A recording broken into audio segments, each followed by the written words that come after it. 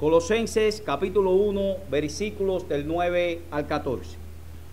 Dice allí, hermanos, la palabra de Dios: por lo cual también nosotros, desde el día que lo oímos, no cesamos de orar por vosotros y de pedir que seáis llenos del conocimiento de su voluntad en toda sabiduría e inteligencia espiritual, para que andéis como es digno del Señor, agradándole en todo, llevando fruto en toda buena obra y creciendo en el conocimiento de Dios, fortalecidos con todo poder conforme a la potencia de su gloria, para toda paciencia y longanimidad, con gozo, dando gracias al Padre que nos hizo aptos para participar de la herencia de los santos en luz, el cual nos ha librado de la potestad de las tinieblas y trasladado al reino de su amado Hijo, en quien tenemos redención por su sangre, el perdón de pecados.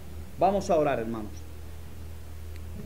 Señor, grande tú eres, el sacrificio tuyo es extraordinario, como cantábamos hace un momento. Amén. Te pedimos, por favor, Señor, que tú con tu gracia, con esa gracia maravillosa, nos permitas que podamos rendir nuestros corazones a tu palabra y al mensaje de tu evangelio. Permite, oh Señor, que esa palabra quede en nuestras conciencias y en nuestros corazones durante nuestra vida, y que esto sea un buen tiempo en el cual la podamos escuchar y sea de bendición para nosotros. En el santísimo nombre de nuestro Señor Jesucristo. Amén.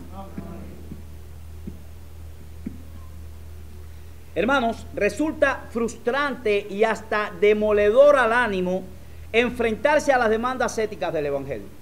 El Evangelio trae demandas éticas. El ver, por ejemplo, un sacrificio tan grande, una misericordia tan extraordinaria, un plan de salvación tan colosal, una herencia tan vasta y tan inmensa, un cuidado tan exquisito para nuestras vidas de parte de un Dios tan singular, trae al alma humana no poco sentido de reciprocar con nuestras vidas una salvación tan grande. Y cuando entendemos todas estas cosas, hermanos, nos llama a entregarnos en gratitud, a rendir nuestras vidas al glorioso evangelio de Jesucristo sin reservas. Úsame, Señor, yo quiero ser tu siervo. Tómame, Señor, deseo someterme a tu tierno gobierno sobre mi vida. Gracias, Señor, hazme un esclavo de tu voluntad y llévame a donde tú desees que yo vaya. Son algunas de las frases que nosotros hemos articulado en oración más de una vez en nuestras vidas. Pero por otro lado, cuando nosotros vemos cuán inconsistentes somos, cuánto incumplimos lo que prometimos a nuestro Dios, cuán débiles son nuestras resoluciones, cuán lento es nuestro avance en la santificación, cuánta vergüenza traemos al evangelio glorioso que nos ha libertado hay veces, cuán egoístas somos y cuánto pensamos en nosotros mismos antes que los demás, cuán egocéntricos somos, cuán débil es nuestro amor, cuando deberíamos haber crecido y madurado, y qué poco ha ocurrido eso en nuestras vidas. Eso también nos trae frustración y un alto sentido de incapacidad que nos lleva a experimentar muchas veces una gran tristeza y no muy pocas veces depresión. Mis hermanos, ese sentido de frustración puede ser sumamente peligroso si no lo tratamos adecuadamente. ¿Y saben por qué? Porque nos agota antes de comenzar y puede llevarnos a cerrar nuestros oídos a la predicación de la palabra. ¿Por qué? Bueno, porque después de todo, ¿para qué cargarnos innecesariamente, exponiéndonos a un estándar que ya sabemos de antemano que no vamos a poder alcanzar? Podemos venir aquí con un corazón diciendo: ¿para qué le voy a hacer tanto caso a la predicación de la palabra de Dios? Si yo sé que lo que Dios te manda yo no lo puedo cumplir.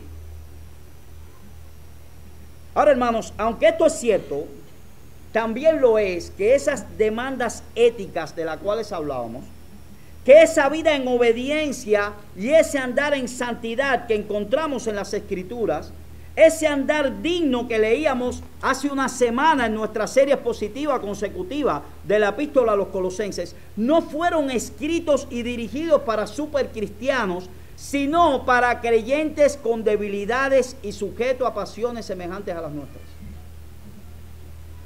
Los colosenses no eran extraterrestres que se habían convertido a Cristo. Los colosenses eran personas iguales que nosotros. El Espíritu Santo no quiso inspirar esta porción de las Escrituras con la idea de desmembrar, aplastar o aniquilar a personas o a lectores insuficientes que se daban cuenta del grado de debilidad que poseían y castigarlos con la intención de mostrarles cuán lejos estaban de Dios y cuán irreconciliable era esa situación para ellos. Ese no fue el sentido de Pablo al escribir esta epístola. Decididamente es otra cosa la que vemos ahí. Acuérdense, hermanos, que nosotros aquí no estamos predicando el Corán. El Corán enseña a un Dios justiciero. Nosotros estamos exponiendo una epístola bíblica donde se ve por todos lados el santo evangelio de nuestro Señor Jesucristo, el cual podemos llamar el evangelio de gracia. Así que por un lado tenemos a un Dios que es justo, que aborrece el pecado, pero por otra parte tenemos a ese Dios también que está lleno de misericordia y bondad, y en su gracia nos permite una solución. Es mi oración que todos los creyentes aquí hoy se apropien de estas peticiones que Pablo expresa en este pasaje, porque este es un cuadro, hermanos, bastante comprensivo, y estoy hablando de comprensivo con H, de lo que significa crecer en gracia. Comprensivo con H quiere decir abarcador. En el mensaje anterior iniciamos el estudio de esta oración de Pablo y vimos que su petición central es que los creyentes pudieran andar como es digno del Señor, agradándole en todo. Para que esto sea posible, es necesario que seamos llenos del conocimiento de su voluntad, como decía el texto, en toda sabiduría e inteligencia espiritual. En otras palabras, hermanos, que tuviéramos un claro entendimiento de la verdad de Dios revelada en las Escrituras y que seamos capaces de aplicar ese conocimiento a nuestra vida diaria. Se puede crecer en conocimiento sin crecer espiritualmente, pero no se puede crecer espiritualmente sin crecer en conocimiento. En unos minutos vamos a hablar un poco más acerca de esto, hermanos. En la mañana de hoy vamos a concentrarnos en los versículos del 10 al 14, enfocando qué significa en la práctica ese andar por el que Pablo pide aquí. ¿Cómo podemos vivir de manera que nuestra vida sea digna del Señor y de su agrado? Bueno, en primer lugar vemos en el texto, hermanos, que podemos hacerlo aquí llevando fruto en toda buena obra. Llevando fruto en toda buena obra. Versículo 10, capítulo 1 de Colosenses, versículo 10. Dice allí la epístola: para que andéis como es digno del Señor, agradándole en todo y llevando fruto en toda buena obra y creciendo en el conocimiento de Dios. No hay que ser, hermanos, un experto en biología para saber que un organismo que no crece ni actúa, ¿cómo está? Está muerto. Un organismo que no crece ni actúa está muerto. Pues de la misma manera, un evangelio que no produce nada es un evangelio muerto. Y un evangelio muerto no es el evangelio de Jesucristo. Versículo 6 del capítulo 1 de Colosenses. Vemos allí que dice que ha llegado hasta vosotros, así como a todo el mundo, lleva fruto y crece también en vosotros. Está hablando del evangelio. Desde el día que oísteis y conocisteis la gracia de Dios en verdad. Eso es lo que encontramos también, por ejemplo, en Santiago. ¿Qué dice Santiago? Si dices que tienes una fe, muéstrala por sus frutos, pues si no tienes frutos, es una fe muerta. Es lo que dice Santiago. Déjame ver tu fe por tus frutos. Y si bien es cierto que no somos salvos por las obras, hermanos, sino por medio de la fe, también es cierto que la fe que nos lleva a Cristo es una fe que produce obras.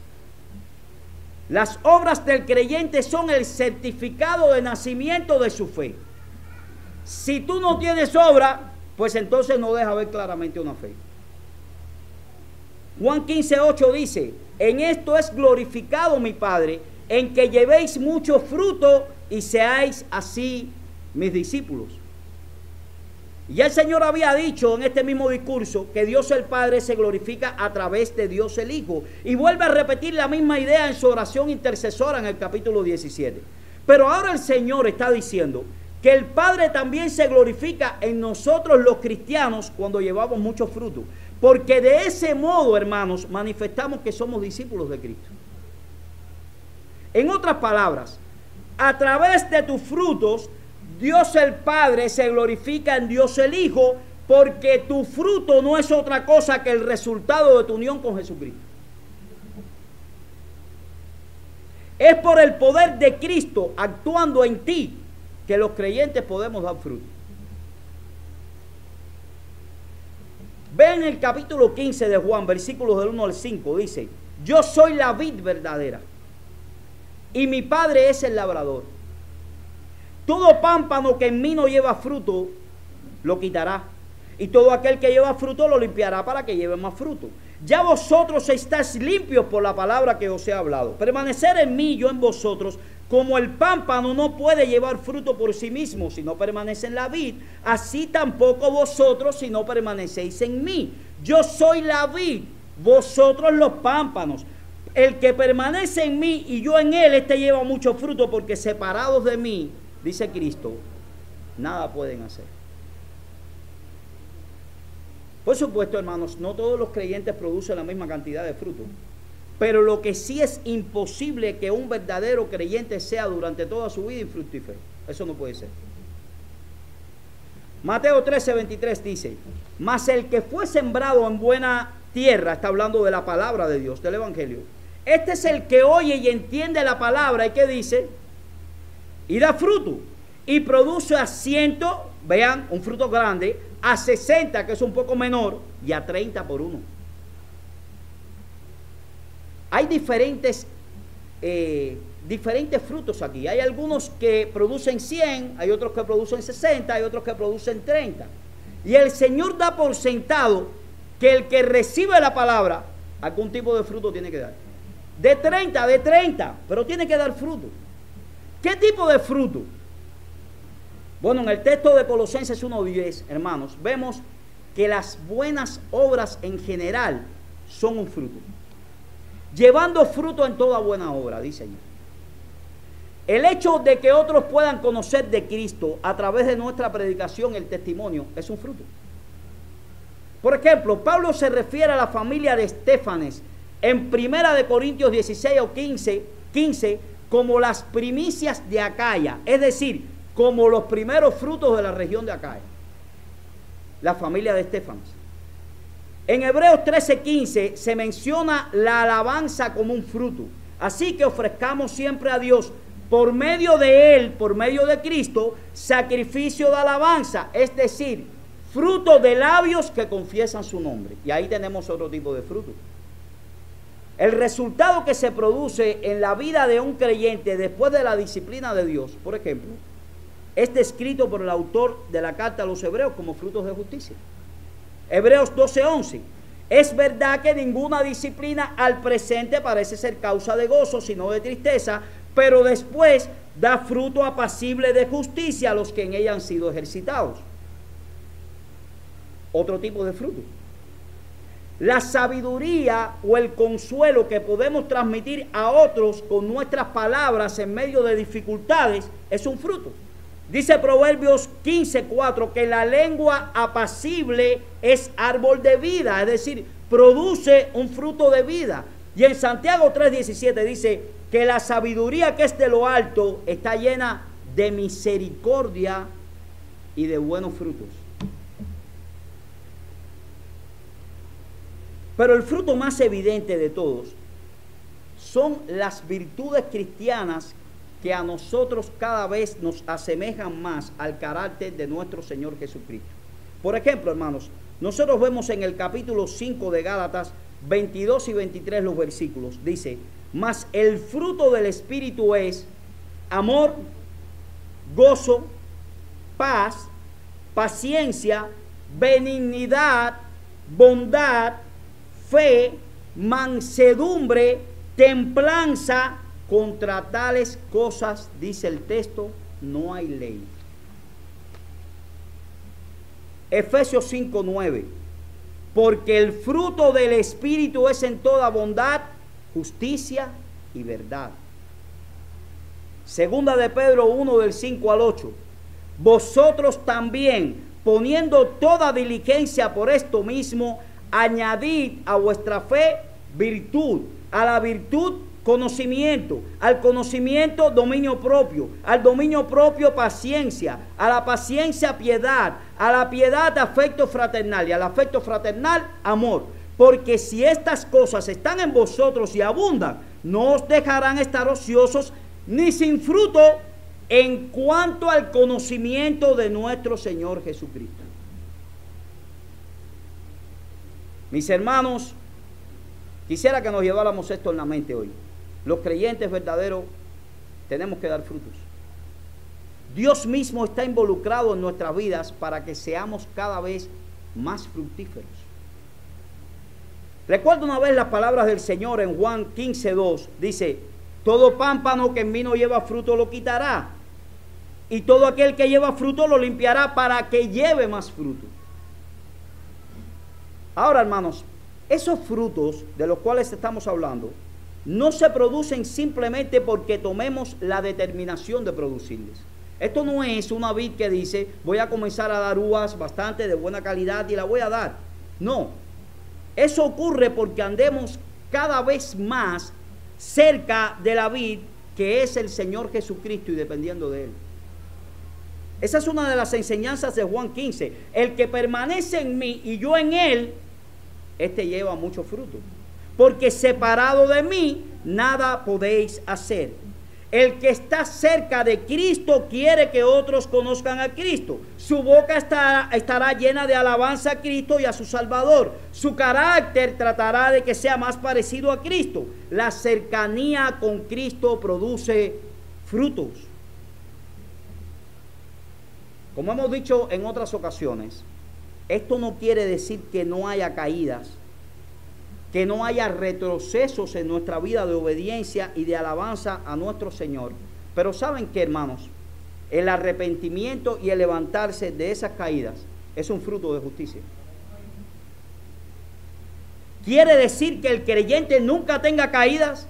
¿Que no tenga retrocesos? No, no quiere decir. Lo que quiere decir es que Dios, nuestro Señor Jesucristo, que es nuestra vid, permitirá que te levantes de esa caída, y eso, una vez más, va a ser visible un fruto de justicia.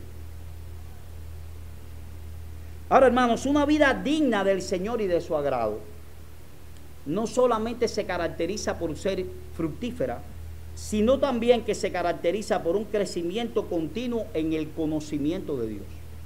Creciendo en el conocimiento de Dios. Miren el texto, versículo 10. Vamos allí. No vamos apartando de lo que Dios ha dicho en su palabra. Dice: para que andéis como es digno del Señor, agradándolo en todo, llevando fruto en toda buena obra y creciendo ¿en qué? En el conocimiento de Dios. Los comentaristas se debaten en cuanto a si lo que Pablo está diciendo aquí es que los creyentes deben crecer en el conocimiento de Dios, o si es a través del conocimiento de Dios que los cristianos crecen. ¿Quiere que le digan algo, hermanos? No lo sabemos. El problema es que ambas traducciones, ambas interpretaciones son posibles. Ambas ideas son bíblicas y ambas se relacionan mutuamente. Los cristianos deben crecer en el conocimiento que tienen de Dios, y en la medida que eso ocurre, crecen espiritualmente.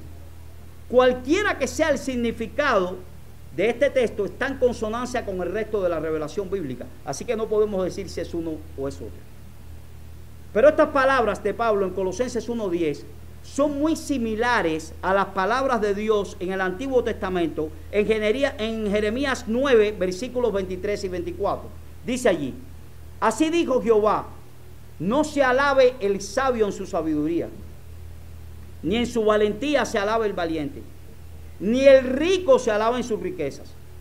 Mas alábase en esto el que se hubiese de alabar, en entenderme y conocerme. ¿Qué cosa? Que yo soy Jehová, que hago misericordia, juicio y justicia en la tierra, porque estas cosas quiero, dice Jehová.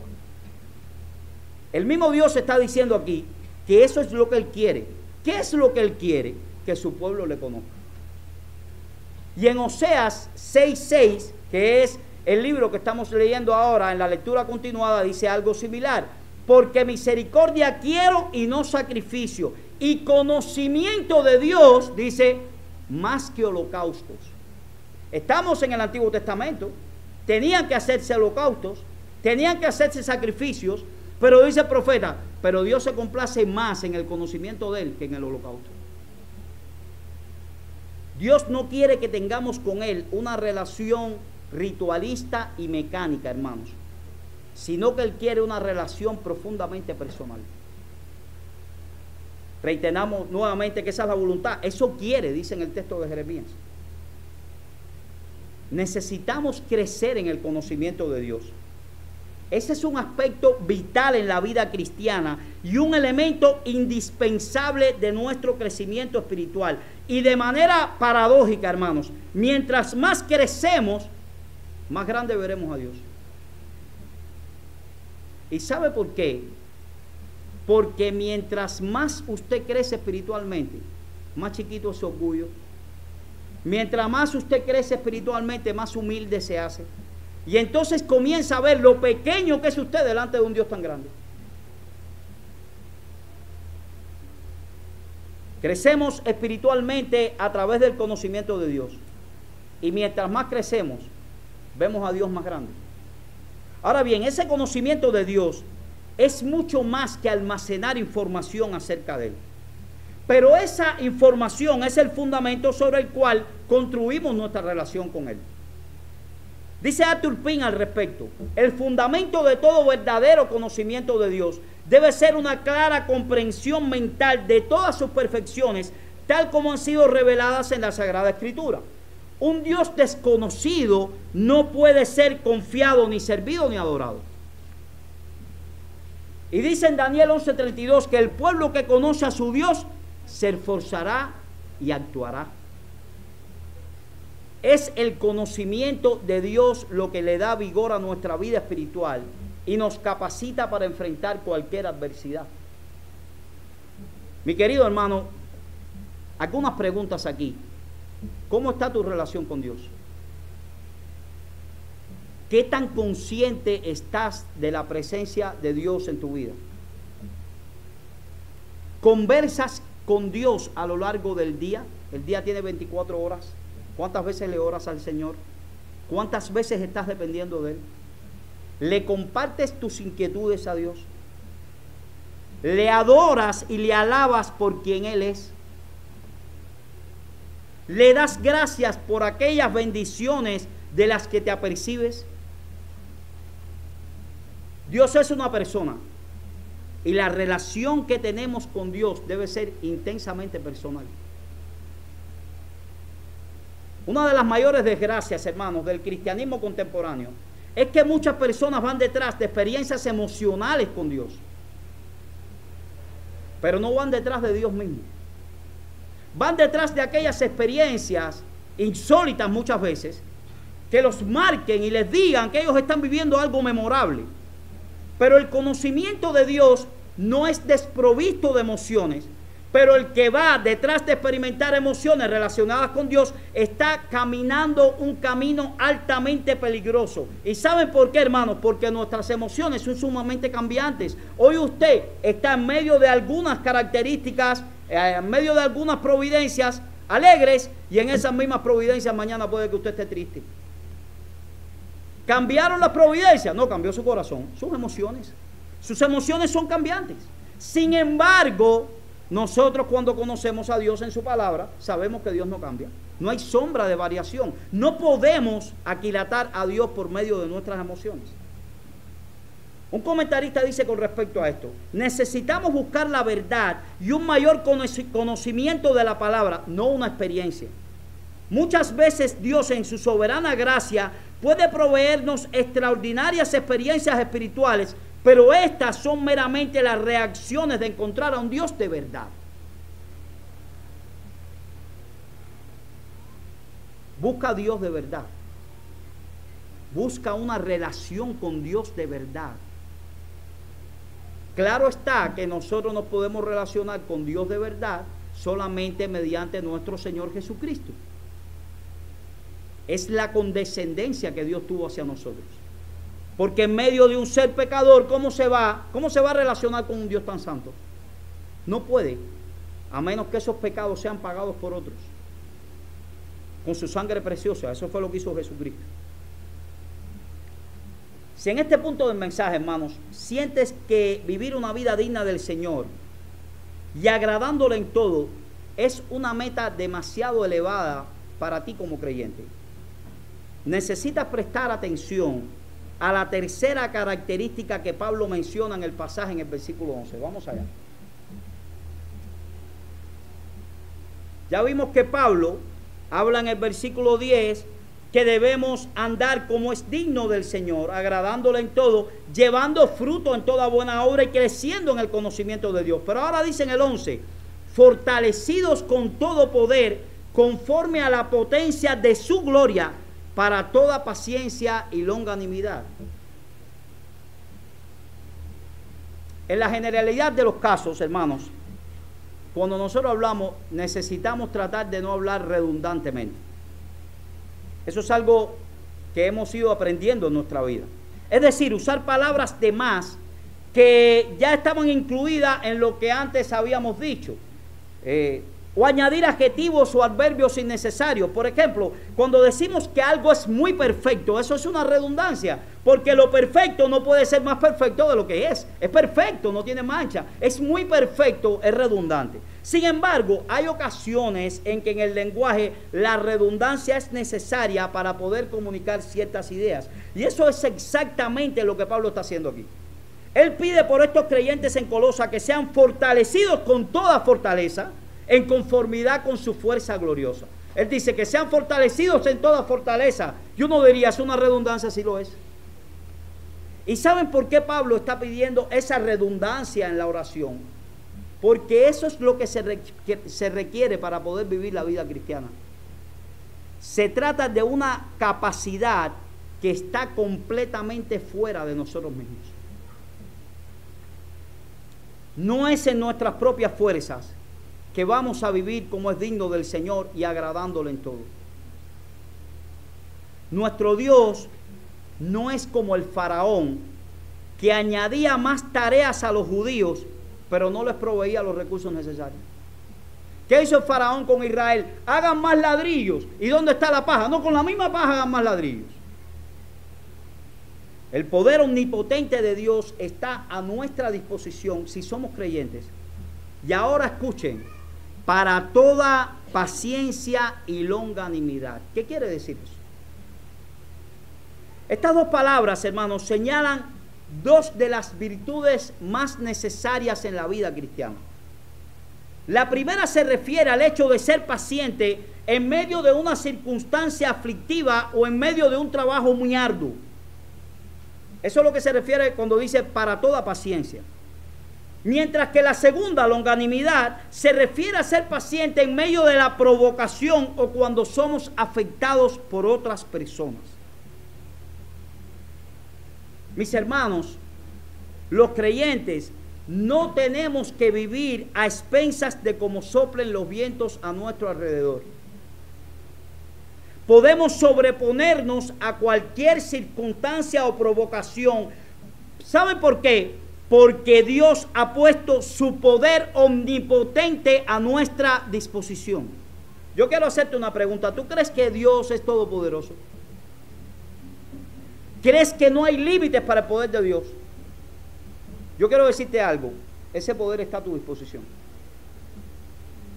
Así que la próxima vez que te encuentres en medio de una situación aflictiva o en medio de algún conflicto personal, no permitas que el diablo te engañe llevándote a pensar que tú no puedes con eso. Es verdad que no puedes con eso. pero hay un poder infinitamente superior que Dios ha puesto a tu disposición. Eso es lo que dice Pablo aquí en la epístola a los Colosenses, y Dios no miente, hermanos. Un poder que se manifiesta precisamente cuando entiendes tu propia incapacidad. Porque para que tú recibas ese poder, debes darte cuenta que tu poder no vale nada. Cuando tú te das cuenta que tú no puedes, y cuando tú te pones a disposición de ese gran Dios, es que ese poder te capacita para poder aguantar. Bástate mi gracia, porque mi poder se perfecciona, dice el texto, en la debilidad. ¿Qué quiere decir el texto? Cuando tú te das cuenta que eres débil, es cuando el poder de Dios se perfecciona en ti. Pero si tú no te das cuenta que eres débil, ¿cómo vas a necesitar un poder que no es el tuyo? Eso se llama humildad. Cuando nosotros entendemos que no podemos por nuestras fuerzas, que solamente con las de Dios podemos. Pero hay una característica adicional sobre la vida que es digna del Señor y de su agrado, que es lo que estamos viendo en esta oración, que es la gratitud gozosa, dando gracias con gozo. Versículos del 12 al 14. Vamos al texto, hermanos, para no apartarnos de ahí. Con gozo, dando gracias al Padre que nos hizo aptos para participar de la herencia de los santos en luz, el cual nos ha librado de la potestad de las tinieblas y trasladado al reino de su amado Hijo, en quien tenemos redención por su sangre, el perdón de pecados. Si hay una característica, hermanos, que debe ser sobresaliente en la vida de todo aquel que ha abrazado el Evangelio, es la gratitud. Cuando una persona no es agradecida, está manifestando una de dos cosas: o que se siente merecedor de mucho más de lo que le dan. Entonces esa persona piensa que como él se merece todo lo que tú le das es poco, porque esa persona necesita más porque se lo merece. Es la persona que piensa que es una gran perla, él, y necesita mucho más. Esa puede ser una parte. O la segunda es que no aprecia el regalo como valioso. Yo merezco tanto, así que mira lo que me están dando. Pero si hay algo que sabe todo verdadero cristiano, es que no merece absolutamente nada de lo que Dios le ha dado por gracia, y que lo que Dios le ha dado por gracia es sencillamente extraordinario. Nosotros merecemos el infierno, hermanos, por ser pecadores, y Dios en cambio nos ha bendecido con toda bendición espiritual en los lugares celestiales en Cristo. Dice Pablo en Efesios 1 del 3 al 4, bendito sea el Dios y Padre de nuestro Señor Jesucristo, que, y aquí cuando dice que, nos va a explicar por qué es bendito, nos bendijo con toda bendición espiritual en los lugares celestiales en Cristo, según nos escogió en Él. ¿En quién es Él? En Cristo, no en nosotros, en Cristo, antes de la fundación del mundo, para que fuésemos santos y sin manchas delante de Él. Pablo dice eso mismo con otras palabras en nuestro texto. Versículo 12, vamos allí. Con gozo, dando gracias al Padre que nos hizo aptos para participar de la herencia de los santos en luz. Dios nos hizo aptos por la sencilla razón de que nosotros mismos estábamos profundamente descalificados para disfrutar de esa herencia. ¿Entienden el texto, hermanos? Si Dios nos hizo aptos, era porque nosotros no éramos aptos. Fue Dios el que nos hizo aptos. Pero es aquí donde entra en juego la sorprendente y extraordinaria noticia del Evangelio de Jesucristo. Dios nos hizo aptos para que pudiéramos venir a ser herederos de su reino. Dios es un rey de un reino. Él nos ha puesto en ese reino, pero en ese reino nosotros no éramos aptos. Dios es el que nos hace aptos. Todas las cualificaciones que nosotros no teníamos, ahora las tenemos en Cristo, y todas aquellas que nos descalificaban ya fueron completamente perdonadas para hacernos aptos. No somos aceptados por Dios en base al esfuerzo que hacemos para obedecerle. Porque mientras más usted se esfuerce, mi querido hermano, más problemas va a tener, porque no lo va a poder hacer. Y aun cuando tenga una obediencia externa, su corazón va a estar manchado, porque usted es un pecador. Somos motivados a obedecerle al saber que Dios nos ha aceptado de ese modo en su presencia únicamente por causa de su Hijo. Volvemos a lo mismo. ¿Quién es el centro de la vida cristiana? Cristo y su gracia. Cristo y su gracia. No somos musulmanes. No tenemos que obedecer para ganarnos el cielo. Nosotros obedecemos porque ya tenemos el cielo. Y no en base a nuestros méritos, sino en base a los méritos del Señor Jesucristo.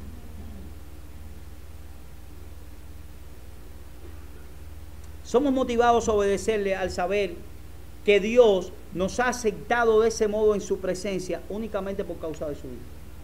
De paso, hermanos, es el entendimiento de esta verdad lo que hace posible que los creyentes puedan formar una comunidad. ¿Por qué? Porque es irónico que nosotros seamos aceptados por gracia, pero a pesar de eso, muchas veces aceptamos a los demás por obra.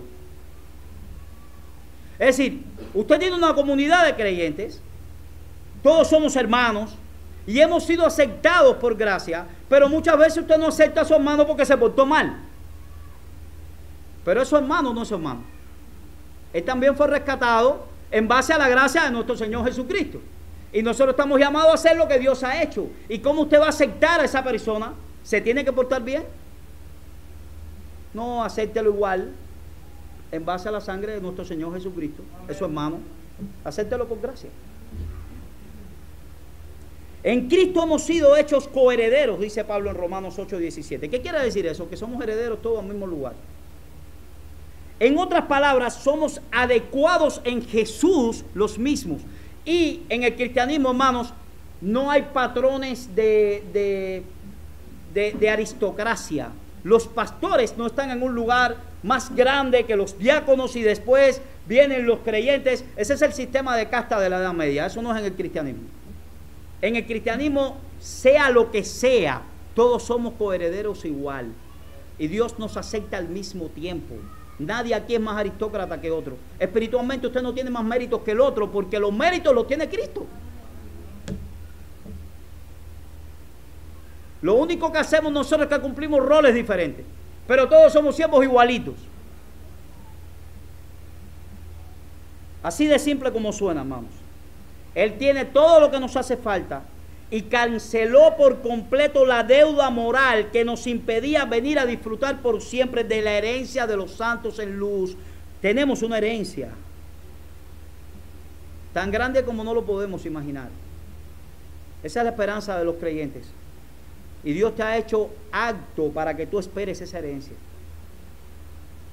En la Biblia se usa la palabra luz como sinónimo de santidad, de pureza, de verdad, de gozo. Así es el reino de Dios. Pero sobre todas las cosas, la Biblia enseña que Dios es luz. Él es la parte más gloriosa del reino. ¿Saben cuál es la parte más gloriosa del reino? El rey. En este reino, el rey, que es luz. Y aunque esa es una herencia que disfrutaremos plenamente en el futuro, ya comenzamos a disfrutar el anticipo. Esto es algo que se tiene que ver espiritual, porque un creyente en Cuba diría, ¿de verdad yo estoy disfrutando una herencia? Bueno, hermanos, déjame decirte que ya Dios te hizo comenzar a disfrutar de esa herencia. Eso es algo que ya pasó. Fuimos desarraigados de ese reino en el que el diablo ejercía su tenebrosa autoridad sobre nosotros y hemos sido trasladados al reino de su amado Hijo. ¿Sabes lo que eso significa? Bueno, significa que ahora estamos bajo la autoridad de aquel que es amado incondicionalmente por el Padre y quien de pura gracia nos hace partícipes de todo lo que es suyo. Por eso es que Pablo habla en este texto de una gozosa gratitud. Me has dado tanto, Señor, sin merecerlo, gracias. Es que no puede ser de otra manera. Aunque tengas que enfrentar muchas aflicciones y dificultades antes de llegar a tu lugar de descanso, ninguna de esas aflicciones, mi querido hermano, puede compararse siquiera con lo que ya Dios te ha dado en Cristo y lo que te espera al final del camino. Ustedes se recuerdan el paralítico que fue sanado en Hechos 3. Dice Lucas que se puso en pie de un salto en la sanidad y entró con Pedro y Juan en el templo andando y saltando y alabando a Dios. Eso es lo que dice el texto. El pastor Sugel dice acerca de este pasaje: imagínense que al salir del templo de ese paralítico que fue sanado y que ya podía caminar y andaba brincando, hermanos, un paralítico que ande brincando, imagínense que alguien le dice a este hombre con cara muy triste: te tengo una mala noticia. Cuando tú estabas brincando, te robaron la latica de las limosnas. Imagínense ese paralítico deprimido: no puedo creer que me hayan robado las limosnas del día. No, hermano, yo estoy seguro que no. Lo que él había recibido era muchísimo más valioso que unas cuantas limosnas. Él habría de decir: no me importa lo que me robaron, mira cómo yo estoy brincando, si yo hasta ese momento no podía ni caminar. Gracias a Dios por estar brincando. Pero ¿saben qué, mis hermanos? Lo que nosotros hemos recibido en Cristo es infinitamente superior a lo que ese paralítico recibió. Si algo debe caracterizar a los cristianos es una profunda y gozosa gratitud, porque ninguna circunstancia, por adversa que sea, puede anular la realidad y la bendición que nosotros tenemos en Él. ¿Qué te va a poder separar del amor de Cristo? Tribulación, angustia, desnudez, hambre, peligro, espada. ¿Quién te va a separar del amor de Cristo? Nadie te puede separar del amor de Cristo. Y por eso es que somos más que vencedores. Eso es lo que dice el texto de Pablo. Si bien es cierto que en el mundo tendremos aflicción, también es cierto, como dice Romanos 8:18, que las aflicciones del tiempo presente no son comparables con la gloria venidera que en nosotros ha de manifestarse. Nosotros tenemos la bendición grande del Señor Jesucristo, y las aflicciones del tiempo presente nos robaron la latica de las limosnas. Hermanos, que el Señor nos ayude a vivir a la luz de lo que somos y a la luz de lo que tenemos en Cristo. Porque sólo así podremos andar como es digno del Señor, que es lo que Pablo está pidiendo en esta oración, y agradándole en todo. La demanda es alta, la demanda es muy alta, porque la demanda es perfecta, pero los recursos que tienes a tu favor son inagotables e infinitamente poderosos. La demanda es alta para tus fuerzas, pero la demanda es pequeña para el poder de Dios. En Dios puedes, en ti no. Quisiéramos tener algunas palabras para los que están aquí en esta mañana que no conocen al Señor. Mi querido amigo que estás aquí, quizás Dios te trajo en esta mañana para que tú escuches esto. Tú no puedes andar dignamente delante de Dios en tus fuerzas. No puedes. Es probable que tú creas que estás andando dignamente en tus fuerzas de acuerdo a tus propios conceptos, de acuerdo a tus opiniones de cómo es la vida. Pero el gran problema es que cuando nosotros muramos, tú no eres tu juez. Tu juez es un Dios santo que dice que tú estás apartado de Él por toda la eternidad por tus pecados y que tu ira está sobre ti. Pero Dios tiene un recurso a tu favor. Y es que Él, la segunda persona de la Trinidad, que es el Hijo de Dios, el Señor Jesucristo, murió en la cruz del Calvario. Y si tú te arrepientes de esos pecados hoy y confías en su sacrificio, tú eres de aquellos que están llamados a ser dignos del Señor, y Dios te da innumerables beneficios y poder para que tú puedas hacerlo. Es decir, esta vida no será tu tesoro será la herencia incorruptible de aquellos que esperan en Jesucristo. Es por eso que te pedimos en esta mañana que no trates de darle mucho tiempo al asunto, sino que ahora mismo o cuando puedas llegues a tu casa y resuelvas tus problemas con Dios. Que vengas a Dios en arrepentimiento y fe. Que vengas a Dios mediante Cristo, no mediante tu obediencia. Y que tú puedas ser salvo de tu pecado y de las consecuencias de tu pecado. Dios quiera que así sea, mi querido amigo. Y mis queridos hermanos, oremos unos por otros para que las inagotables riquezas y recursos que tenemos en el Evangelio puedan ser palpables y seguras a nuestro corazón y a nuestras manos en el andar diario que tenemos por este mundo, que es bien difícil. Dios quiera que así sea y que podamos seguir siendo una comunidad de gracia en el cual nos amamos y nos hacemos bien unos a otros. Vamos a orar.